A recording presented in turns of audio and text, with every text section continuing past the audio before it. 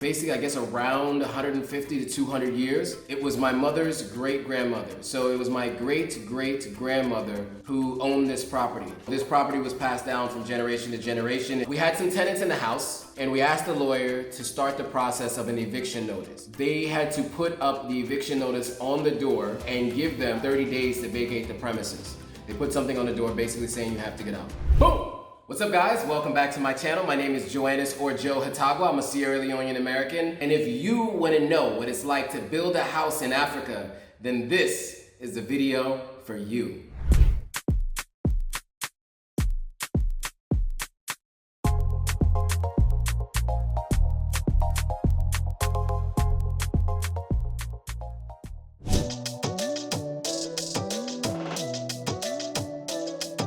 All right, cool. So we are on how I am building my house here in West Africa, specifically in Sierra Leone. So I'm gonna take you through the entire process. We're gonna start by going way back to the beginning. So purchasing the house in Sierra Leone was an interesting process, to say the least. The first part of the process that I think was a little bit different from what I'm used to is that it's all cash. It was an all cash purchase. So the first thing I had to do was find an attorney. So I found an attorney, and I was actually buying the house from my family members. So we used an attorney there in Sierra Leone who understands Sierra Leone law. And what she did was she walked us through the process of how the transfer of the deed and the property had to move from them to me and my mother. And so what the process looked like was this. My aunt was kind of the executor of the estate. Her name was on all the documentation.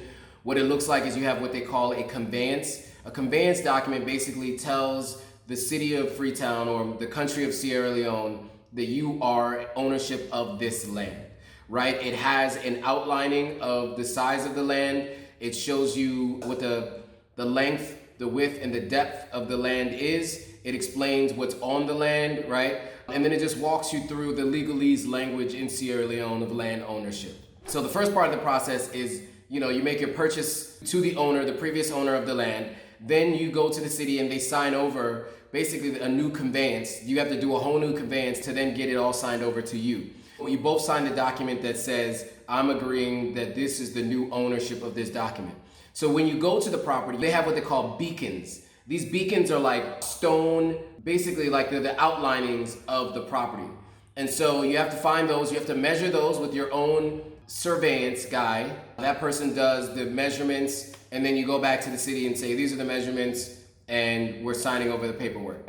So you get the paperwork, and then you move on from there to start working on the property. So that's phase one of this process. The way this actually even came about, which is really interesting, is I didn't even know this, but this was in the family for basically, I guess, around 150 to 200 years. It was my mother's great-grandmother. So it was my great-great-grandmother who owned this property. And so it lasted in the family for over 150 years. It was a place that my mother would go as her grandparents' house because her mother, whose mother was the person who grew up in the house, her mother had moved out of that house and moved to another house with her husband at the time, which was my grandfather. And so my mom always saw this house as like her grandmother's house. And so the way it worked was my mother and a couple of her siblings and a couple of cousins were kind of all the people who kind of took care of the estate. The estate had what they call a bodos, or a board house on it. And that's a house that was built by the British. The British board houses are pretty well known. There's still a few around the country, actually very many around the country. These are houses that have stood the test of time. They've been there. They're mostly wooden, and they have tin shillings and rooftops on them. And yeah, those houses have been around for hundreds of years, at least 150 years, maybe 200 years in some cases, maybe even longer. And so these are houses that the British built, and then these were houses that in some way, shape, or form ended up being in the custody or ownership of other people. In this case, my great-great-grandmother, we don't really know the story of how she came into ownership of this house, but she owned the house. This property was passed down from generation to generation, and then I eventually purchased it along with my mother. The board house is on the property, and we had tenants living in there. My mom's cousin was the person who was kind of helping get the landlords and stuff like that, but the person who managed the paperwork was my mother's sister, who had been living in Sierra Leone for a while. And so once the property was turned over to myself and my mother, we had met with a couple of contractors who explained to us and other homeowners who had bodos or board houses on their property And they explained that it's going to be very hard to remodel the house, maintain it, and keep it in its original structure. The floorboards were falling out, the windows weren't closing, the electricity wasn't too great. There was just so many issues with the property that it would have cost more money, from what I was told, to remodel the house and then try to extend it. And so what we decided to do in the end was to tear the house down.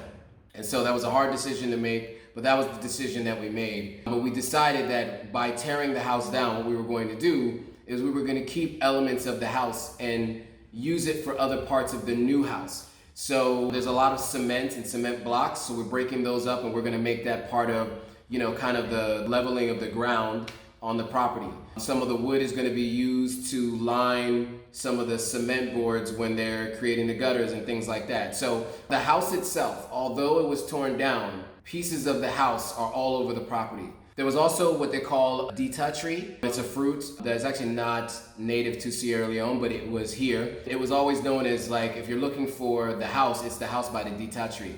So we had to cut down the dita tree. Unfortunately, it was an old tree. It wasn't producing fruit the way it had been in earlier years. Almost 200-year-old tree. It's at least 150 years old. So that tree stump, I'm gonna have them sand it down.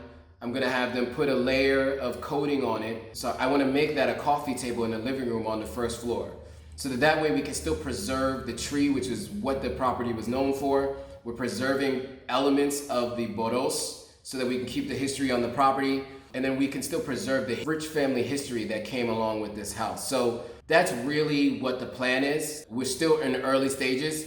That's the first stage, right? Buying a house, what went into it, what I decided to do with it. This house was bought in January of 2019 and made the decision to start working on the house almost immediately. We had some tenants in the house, and these tenants were family friends or friends of my mom's cousin who was overseeing the house. What I did was I said, look, we're going to have to tear down this boros to be able to start to develop the property, especially just to make it easier to be able to build the fence around the property and all of that. We needed to tear down the boros. So what I did was we started the process of evicting the tenants, but we told them, look, you have 6 months. So this is in January. You have all the way to June to decide to move out of the house. Because I know how hard it is to find housing, and it's not easy, and I didn't want to put people out on the street. So I wanted to give them plenty of time to find housing.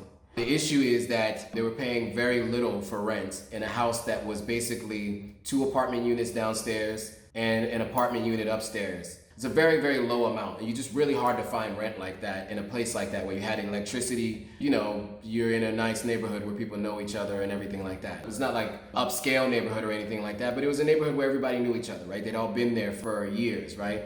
And so I gave them 6 months. And so that was in January of 2019. I came back in May of 2019, and the tenants weren't even close to moving out. It wasn't going to happen anytime soon.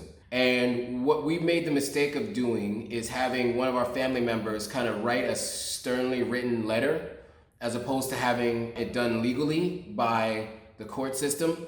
And so the tenants kind of just brushed it off and continued to ignore it. So we purchased the house in January of 2019. May of 2019, we can't do anything on the property until the house is demolished and the people who are in the house are out of it so we can demolish the house. So in May of 2019, still nothing. These guys still didn't move out.